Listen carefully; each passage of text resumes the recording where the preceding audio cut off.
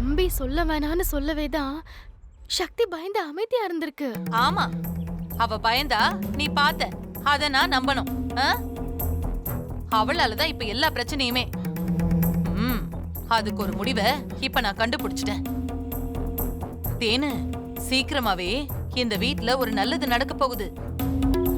பொண்ண மாதிரி ஒரு அமைதியான ஒருத்தி தான் இந்த வீட்டுக்கு 2வது மருமகளா வரணும்னு நான் நினைச்சேன். அது இப்ப அமைய போகுது. எதுக்காக இவ்வளவு நடந்திருக்குன்னு இப்பதான் எனக்கு புரியுது. நீ வேணா பாத்துக்கிட்டே இரு. அந்த சக்தி கொட்டத்தை அடக்க போறது இந்த ஜோதி தான்.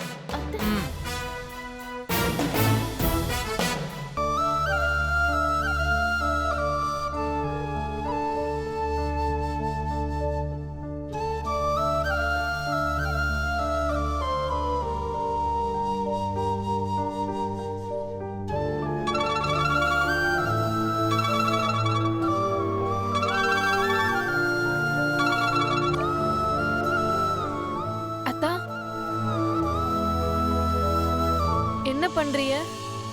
எதுவும் இல்ல. நீங்க எங்க இருக்கீங்க? நான் வந்த பிறகு நீங்க ஒரு ஃபோன் கூட எனக்கு பண்ணல. என்ன எப்படி வந்தேன்னு கூட கேட்க மாட்டீங்களா அத்தா? அப்பாவுக்காக தான் நான் இங்க வந்தேன். உங்களுக்கு புரியுதுல்ல அத்தா? நான் அங்க உங்க கூட இல்லைன்னு உங்களுக்கு தோணுதா இல்லையா அத்தா?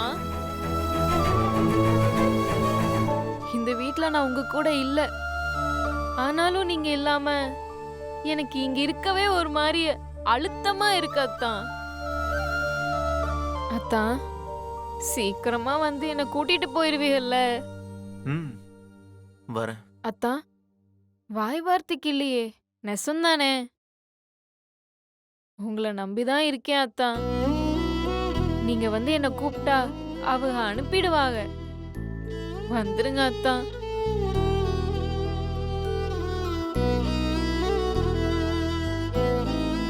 வரேன். ஆனா சக்தி பிரச்சனை முடியணும்.